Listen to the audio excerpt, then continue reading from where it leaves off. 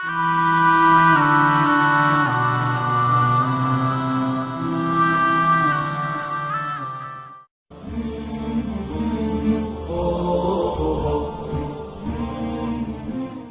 the imagery that I want to share with you is one that will help you understand the larger concept of Surah Al-Asr. Imagine with me that you are drowning, and you are unconscious. Two things. You're drowning and you're unconscious. Do you have a lot of time? If you're drowning and you're unconscious, do you have a lot of time? No, you don't have a lot of time. Which means your time is running out. And you know in Arabic, what word is used for when time is running out? The word for that is al-asr. And asr literally means time that is running out. It's the last part of the day when the day is running out. It's time of asr prayer. Okay, asr literally comes from asir, juice that is squeezed out, time that's being squeezed out of your hands.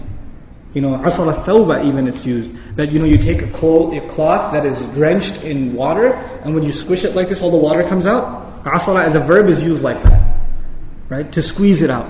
So Allah talks about this time. You're drowning, you're unconscious, your time's running out. What's the first thing you need to do to be able to survive if you're in that position? If you hope to survive, what's the first thing you're going to need? What do you think? Wake up. That's the first thing you're going to need. If you're unconscious, then you're finished. The very first condition has to be you have to wake up. And even if you were in the most wonderful dream, and in your dream you were enjoying the greatest success, you're driving a Ferrari down, they have these car commercials with the hills and the highways on the side, the water on the other side, right? You're in one of those cars, the top's been dropped off, and you're just cruising along the highway, enjoying life. That's your dream. But when you wake up, what do you realize? You're drowning. You're underwater. That's the first condition. You have to wake up. Once you do wake up, you say, oh man, this is a nasty reality and I was enjoying such a good dream. I should go back to sleep. If you do that, what kind of person would you be? Insane. You'd be insane. Or someone at least who has no courage to accept reality. Because they found reality to be very difficult, they decided they're going to put themselves back to sleep even though they woke up. Does this person, if he drowned, can he blame anybody else? The one who woke up and went back to sleep? You think? Someone who never woke up, maybe, right? But the one who woke up said, this is not good. And they went back to sleep. They have no one to blame but who? Themselves. They have no one to blame but themselves. Now, let's imagine that they did wake up. What do you have to do next? Oh, it's pretty bad, I'm drowning. Even if you don't know how to swim, will you not use every muscle in your body to make certain kinds of motions to go towards the surface? Wouldn't you do that? And you will make certain kinds of motions that make you go further down, and certain kinds of motions that will make you go up. And once you discover which ones help you go up, you will only do those, right? You will do those. In other words, the first thing was you have to wake up. The second was you have to swim. You have to do something to try to get to the surface. When you got to the surface, you gasped for air, and you got pulled back down. You got pulled back down. And you know who you got pulled back down? You won't believe this. There's a chain around your foot, and your relative, your cousin, is sleeping, and he dragged you down. And now you're drowning because of your sleeping cousin. What do you have to do now? You got to wake him up. And you're not even waking him up because you want to save him. Who are you waking him up for? Maybe you want to save him, maybe. Maybe you don't even like your cousin, I don't know, right? But what's the point? The point is you're trying to wake him up because if you don't wake him up, who's also going to drown? You yourself. So you wake him up, and he says, man, I was driving a Ferrari, you woke me up for no reason, I'm going back to sleep. Forget you. Can you just say, okay, well, I didn't like you anyway, suit yourself? Can't do that.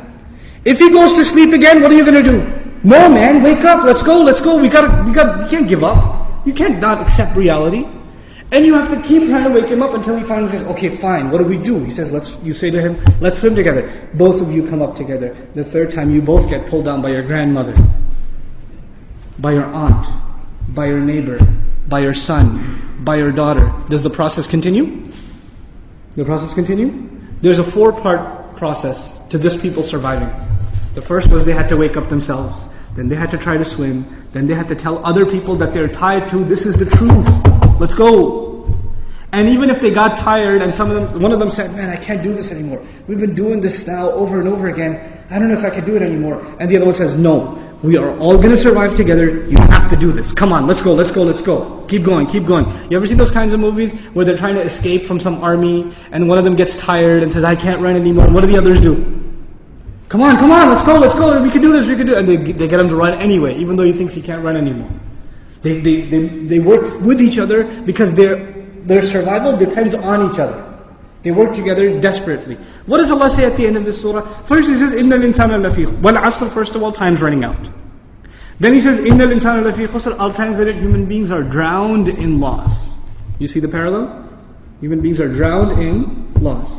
What's the exception? إِلَّا الَّذِينَ Those who believed. Believed what? Allah didn't say آمنوا بالله وملائكته وكتبه ورسله واليوم الآخر والقدر خيره وشره من الله تعالى والبعث بعد nothing. He didn't mention anything. Even though all of those things are included. According to the siyaq of the surah, the context of the surah, what is the first thing these people have to believe? That they're in loss. That they're drowning.